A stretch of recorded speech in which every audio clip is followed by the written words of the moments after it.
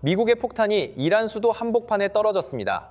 중동이 사실상 전쟁 국면으로 들어간 셈이죠. 그런데 이 공격은 핵이라는 한 단어만으로는 설명이 끝나지 않습니다. 먼저 대체 무슨 일이 벌어졌는지부터 짚어보겠습니다.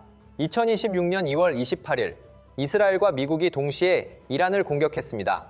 이란 수도 테헤란을 포함해 이스파한, 곰, 카라지, 케르만샤 등 주요 도시들을 한꺼번에 여러 지점에서 타격한 겁니다. 목표는 이란 최고 지도자 하메네이의 집무실 근처, 대통령궁, 그리고 이란의 핵심 군사시설들이었습니다. 쉽게 말해 이란을 움직이는 심장부를 겨냥한 공격이었죠. 이스라엘 국방장관은 이를 예방적 공격이라고 설명했습니다. 이란이 먼저 치기 전에 우리가 먼저 쳤다는 뜻입니다. 이스라엘은 곧바로 국가 전체의 비상사태도 선포했습니다. 흥미로운 건 같은 편인데도 타격 지점이 달랐다는 점입니다. 이스라엘은 이란 지도부를 직접 겨냥한 반면 미국은 핵시설과 미사일 기지 같은 군사 표적만을 타격 대상으로 삼았습니다. 그런데 여기서 한 가지가 더 눈에 띕니다. 이스라엘이 이란을 싫어하는 건 널리 알려져 있지만 미국과 이란은 지구 반대편에 있잖아요. 그런 미국이 왜 이스라엘과 한 팀이 되어 다른 나라를 폭격했을까요? 중동에는 전 세계가 필요로 하는 석유가 있고 미국은 그 지역에서 내 편이 필요했습니다. 그래서 이스라엘과 손을 잡고 돈도 되고 무기도 되고 무슨 일이 터지면 함께 나서는 구조가 만들어진 겁니다. 한마디로 중동에서 미국의 가장 가까운 친구가 이스라엘인 셈이죠. 반대로 이란은 1979년 혁명 이후 미국과 완전히 등을 졌습니다. 그때부터 이란은 미국을 우리의 적이라고 외치는 나라가 되었고 이스라엘과도 원수가 됐습니다. 미국 입장에서 보면 내 친구의 원수가 핵무기까지 만들고 있는 상황이 된 거예요. 그래서 작년 6월에도 한번 타격이 있었습니다. 이란 핵시설을 폭격한 거죠. 그때를 12일 전쟁이라고 부릅니다. 그런데 이란은 멈추지 않았습니다. 부서진 시설을 복구하고 우라늄 농축을 계속 밀어붙였거든요. 그로부터 8개월, 결국 더 큰 규모로 다시 폭발한 겁니다. 뉴스에서는 그래서 핵무기 때문에 때렸다라고 말합니다. 맞아요. 그건 분명 이유입니다. 다만 그게 전부는 아닙니다.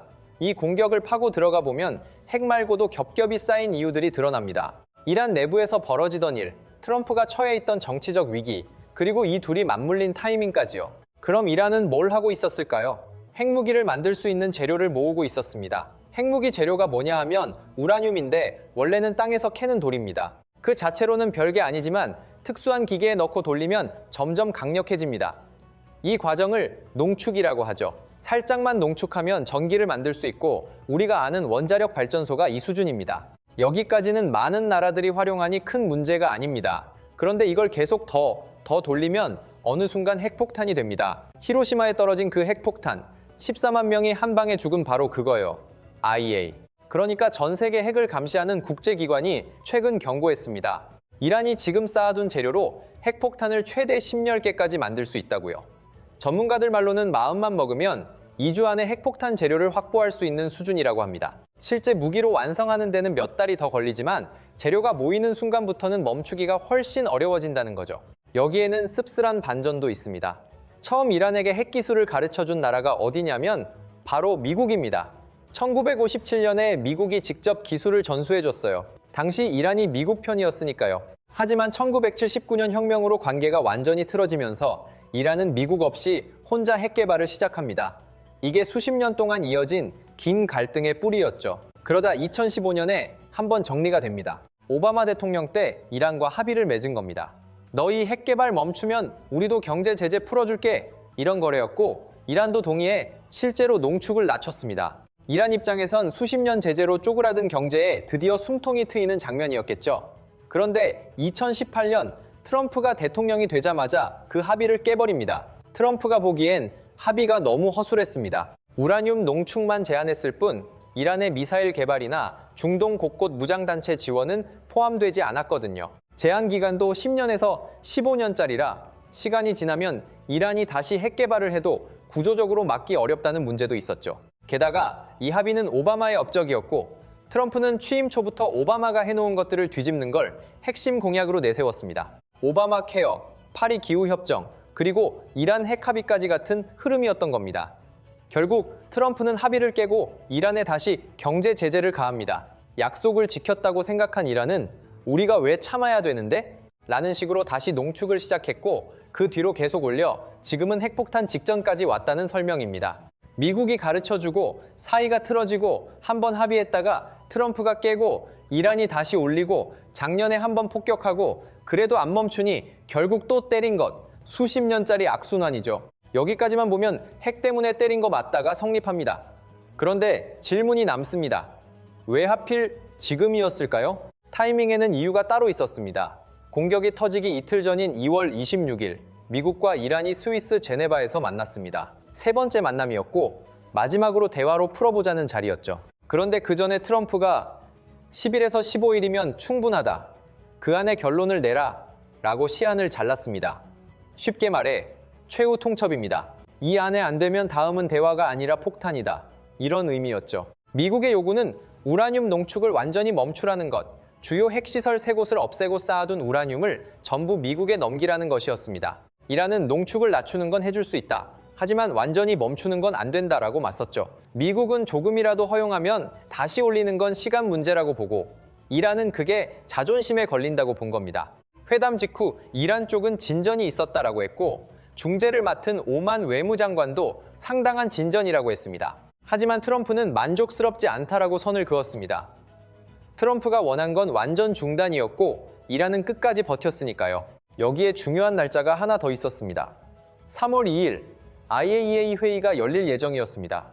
IAEA는 전 세계 핵을 감시하는 국제기관이죠. 이게 왜 중요하냐면 작년 6월에도 IAEA 회의에서 이란에 대한 경고가 나왔고 그 경고가 나온 지 하루도 안 돼 이스라엘이 이란 핵시설을 폭격했습니다. 그게 12일 전쟁의 시작이었죠. 국제기관에서 이란이 문제다라는 공식 판단이 나오면 그걸 명분으로 삼기 쉬운 겁니다. 우리가 맘대로 때린 게 아니라 세계가 문제라고 했으니 때린 거다. 이렇게 말할 수 있으니까요. 그런데 이번에는 회의가 열리기도 전에 공격이 나갔습니다. 이유로 제시된 건 이란의 복구 속도였습니다. 작년에 폭격당한 핵시설을 미친 듯이 복구하고 이번에는 콘크리트로 감싸고 그 위에 흙까지 덮어 위성에서 안 보이게 숨기고 있었다는 겁니다. 땅속 벙커로 만들고 있었던 거예요. 전문가들은 2-3주만 더 지나면 이 시설은 폭탄으로도 못 뚫는다라고 했습니다. 3월 2일까지 기다렸다간 늦을 수 있었고 시간이 이란 편으로 넘어가던 순간이었다는 이야기죠. 트럼프가 보기엔 대화는 실패했고 시설은 숨겨지고 며칠만 더 지나면 손을 쓸 수가 없어집니다. 그래서 2월 28일이었던 겁니다. 그런데 사실 이란 내부에서는 핵만큼이나 더 심각한 일이 벌어지고 있었다는 서사가 이어집니다. 2025년 12월 이란 수도 테헤란의 시장 상인들이 가게 문을 닫고 거리로 나왔습니다. 이유는 간단했습니다. 돈이 휴지가 됐기 때문입니다. 이란의 화폐 단위 리알은 2015년의 공식 환율 기준으로 1달러에 32, 0리알이었는데 2015년 12월에는 1달러에 142만 리알이 됐습니다. 10년 만에 가치가 44로 쪼그라든 셈이죠. 물가도 미쳐 돌아갔습니다. 2025년 12월 기준 전체 물가 상승률은 42%였고 특히 식료품 가격은 72%나 올랐습니다. 밥 먹는 비용이 거의 2배 가까이 비싸진 겁니다. 처음엔 물가가 너무 높다, 정부가 무능하다 같은 경제적 분노였지만 빠르게 성격이 바뀝니다. 시위는 테헤란을 넘어 전국으로 번졌고 일주일도 안 돼 이스파한, 마슈하드, 카라지, 케르만 등 100개가 넘는 도시로 퍼졌다고 합니다. 1979년 혁명 이후 가장 큰 규모의 시위였죠. 그리고 구호가 바뀌었습니다. 독재자에게 죽음을. 최고 지도자 하메네이를 직접 겨냥한 말입니다. 심지어 팔라비가 돌아온다는 구호까지 나왔는데 팔라비는 1979년 혁명 때 쫓겨난 옛 왕가를 가리킵니다. 시위가 정권 자체를 뒤집자는 수준으로 치닫는 장면이 된 겁니다. 이란 정부의 대응은 대화가 아니라 총격이었다는 설명이 뒤따릅니다. 시위대에게 실탄을 발사했고 인권단체들 추산으로 수천에서 수만 명이 목숨을 잃은 것으로 보인다고 합니다. 출처마다 숫자가 다르지만 어느 쪽이든 자국민을 상대로 벌어진 참극이라는 점은 같았죠. 미국은 이 상황을 지켜보며 기회를 봤다는 해석이 나옵니다. 바깥에서 폭격만으로 정권을 무너뜨리려면 전투기, 미사일, 전면전 위험까지 감당해야 하니 돈이 엄청나게 듭니다. 그런데 지금은 이란 내부에서 국민들이 스스로 정권에 반발하며 흔들고 있었던 거예요. 안에서 흔들리는 나라를 바깥에서 한 방 더 치는 것과 멀쩡한 나라를 처음부터 때리는 건 전혀 다른 이야기라는 겁니다. 이 흐름 속에서 2026년 1월 3일 사건이 등장합니다. 미국이 베네수엘라를 공습해 마두로 대통령을 생포했다는 내용입니다. 마두로는 베네수엘라의 독재자고 미국이 직접 들어가 독재자를 잡아온 셈이죠. 이 소식이 이란 시위대에 퍼지자 미국이 마두로도 잡았는데 하메이도 잡을 수 있는 거 아니야? 라는 기대가 생겼다는 식으로 분위기 변화를 설명합니다. 그리고 열흘 뒤 트럼프가 이란 국민들에게 메시지를 보내며 이렇게 말했다고 전해집니다. 시위를 계속하라. 기관들을 장악하라. 도움이 가고 있다. 시위가 커질수록 정권이 약해지고 정권이 약해질수록 미국이 원하는 걸 얻기 쉬워진다는 계산이 깔려 있다는 해석이 뒤따릅니다. 실제로 시위 규모는 더 커졌고 지도부는 공포에 빠졌다고 합니다. 하메네이는 공식 석상에서 모습을 감췄고 안전한 장소로 대피했다는 보도도 나왔습니다. 해외 망명 계획까지 세우고 있다는 이야기도 돌았다는 겁니다. 핵시설도 취약하고 정권도 취약한데 때리기에 이보다 좋은 타이밍이 없었다는 결론으로 이어지죠. 하지만 이유는 여기서 끝나지 않습니다. 이번엔 트럼프 본인에게 닥친 문제입니다. 2026년 2월 20일 공격이 터지기 8일 전 미국에서 큰 사건이 터집니다. 연방대법원, 즉 미국에서 가장 높은 법원이 트럼프에게 당신이 한 거 불법이에요 라고 판결을 내렸다는 겁니다. 불법이라고 본 건 상호관세였습니다. 다른 나라가 미국에 세금을 매기면 미국도 똑같이 세금을 매기겠다고 하며 중국, 유럽, 캐나다 등의 관세를 크게 올린 트럼프의 핵심 경제 정책이었죠. 그런데 대법원이 이를 6대3으로 뒤집었습니다. 대통령이 이런 방식으로 관세를 올릴 법적 권한이 없다고 판결한 겁니다. 트럼프 입장에선 자기 경제 정책의 핵심이 통째로 흔들린 날벼락이었죠. 게다가 11월에 중간선거가 있습니다. 중간선거는 대통령 임기 중간에 국회의원을 뽑는 선거이고 여기서 지면 남은 임기 동안 하고 싶은 걸 거의 못하게 됩니다. 법안을 밀어붙이려 해도 국회에서 막히니까요. 그런데 이 시점에 트럼프는 상황이 좋지 않았다는 설명이 따라옵니다. 대법원 판결로 경제 정책이 흔들렸고 앱스타인 성범죄 사건이 다시 불거져 여론이 시끄러웠고 이민 단속 과정에서 벌어진 사건들로 지지율도 흔들리고 있었다는 겁니다. 중간 선거가 9개월 앞으로 다가온 상황에서 크게 질 수도 있는 국면이었다는 것이죠. 여기서 더 섬뜩하다고 강조되는 포인트가 있습니다. 대법원 판결이 나온 게 2월 20일인데 그로부터 몇 시간 만에 트럼프가 기자들에게 이란에 대한 제한적 공격을 고려 중이라고 할 수 있다라고 말했다는 겁니다. 국내에서 위기가 커질 때 일부러 해외의 전쟁이나 큰 사건을 띄워 관심을 돌린다는 이른바 꼬리가 개를 흔든다는 프레임이 미국 언론과 전문가들 사이에서 바로 나왔다는 설명도 이어집니다. 관세 위법 판결, 앱스타인 스캔들, 중간 선거 위기 같은 뉴스로 도배되던 판이 미국의 이란 폭격 한 방으로 순식간에 바뀌는 효과가 생긴다는 거죠. 게다가 전쟁이 터지면 국민들이 대통령 뒤로 뭉치는 심리도 나타납니다.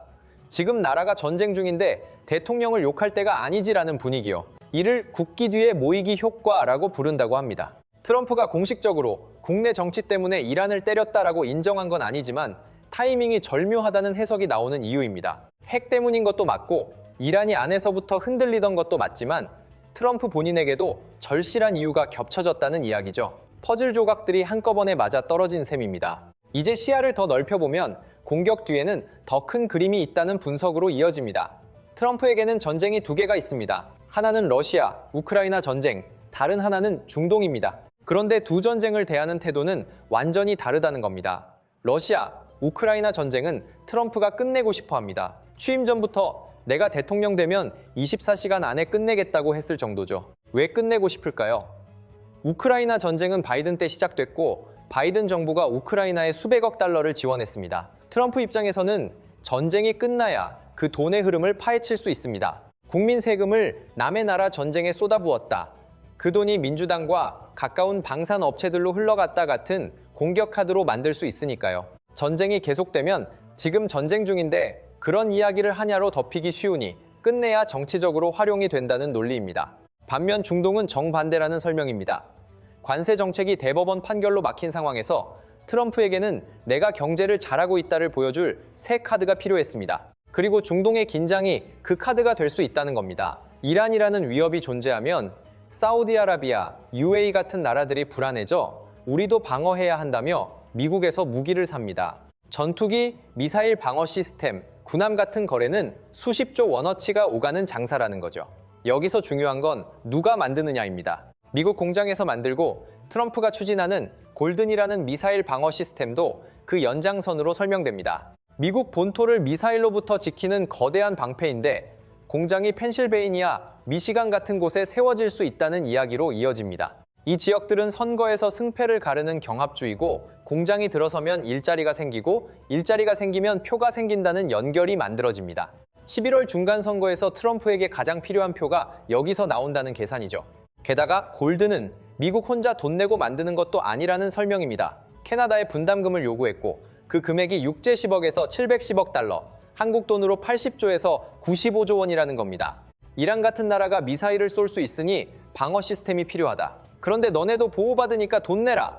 이 논리가 성립하려면 이란이라는 위협이 계속 살아 있어야 합니다. 적이 있으면 무기가 팔리고 그 무기를 만드는 공장이 경합주에 들어서고 일자리가 생기고 표가 되고 동시에 안보 비용을 다른 나라에 떠넘길 수도 있는 구조라는 거죠. 톱니바퀴가 톱니바퀴를 돌리는 방식입니다. 여기에 전쟁이 터지면 의회에서 돈을 따내기도 쉬워진다는 설명이 더해집니다. 평소엔 국방비가 많다고 반대하는 의원들도 지금 전쟁 중인데요? 라는 말 앞에서는 막기 어렵다는 거죠. 관세로 못 뽑아낸 예산을 국방안보라는 이름으로 뽑아내는 통로가 열린다는 해석입니다. 그리고 중동이 불안해지면 미국 국채가 잘 팔린다는 주장도 이어집니다.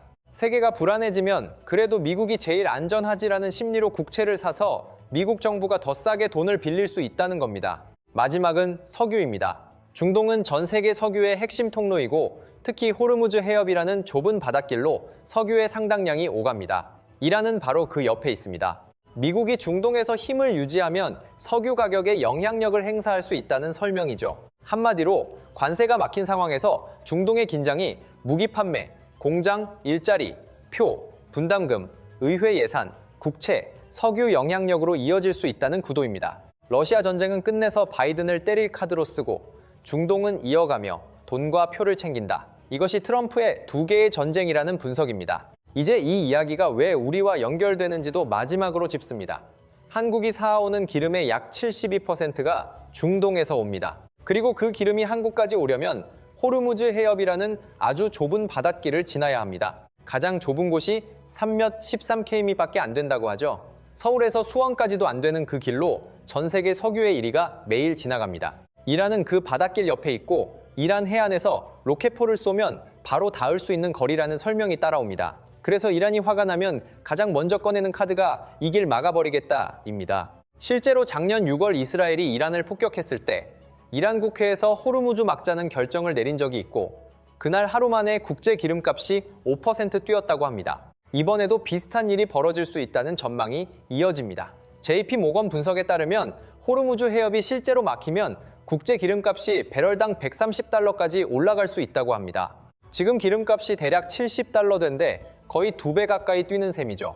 물론 당장 내일 기름이 끊기는 건 아니라는 단서도 붙습니다. 한국은 정부와 민간을 합쳐 약 200일분 비축을 가지고 있고 석유업계에서도 7개월치 비축분이 있으니 당장 걱정할 상황은 아니라고 했습니다. 하지만 동시에 전 세계 석유의 20%가 막혀버리면 1970년대 오일 쇼크 같은 상황이 올 수도 있다는 경고도 나옵니다. 중동 전쟁으로 석유가 막히며 세계 경제가 흔들렸던 그 사건이죠. 한국도 그때 큰 타격을 받았고 지금도 중동 기름 의존이 크다는 점은 그대로라는 겁니다. 비축이 있다고 해서 체감 충격이 사라지는 건 아닙니다.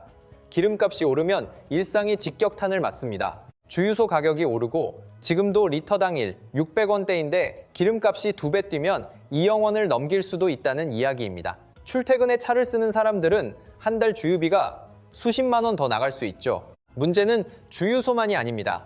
택배비가 오르고 공장에서 물건 만드는 비용이 오르고 결국 마트 물가가 따라 올라갑니다. 라면값, 과자값, 전기요금까지. 월급은 그대로인데 모든 게 비싸지는 구조가 됩니다. 여기에 세계가 불안해지면 달러가 강해지고 원화 가치가 떨어져 환율이 오르며 석유뿐 아니라 밀가루, 반도체 장비 같은 바깥에서 사오는 모든 것이 더 비싸지는 이중 상승도 겹친다는 겁니다. 투자하는 사람들에겐 시장이 출렁이는 불확실성으로 돌아오고요. 결국 정리하면 이렇게 이어집니다.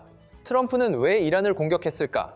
핵 때문이다. 맞습니다. 하지만 협상 테이블에서 이란이 고개를 숙이지 않았고 핵시설은 2-3주만 더 지나면 폭탄으로도 못 부수는 벙커로 들어갈 판이었다는 시간 압박이 있었습니다. 이란 안에서는 시위대가 거리로 쏟아져 나오며 정권이 안에서부터 흔들리고 있었고 미국 대법원은 트럼프의 관세 정책을 뒤집었고 중간 선거는 9개월 앞으로 다가왔습니다. 그리고 중동의 긴장이 유지되면 무기가 팔리고 공장이 세워지고 표가 되고 돈이 돈다는 계산이 붙습니다.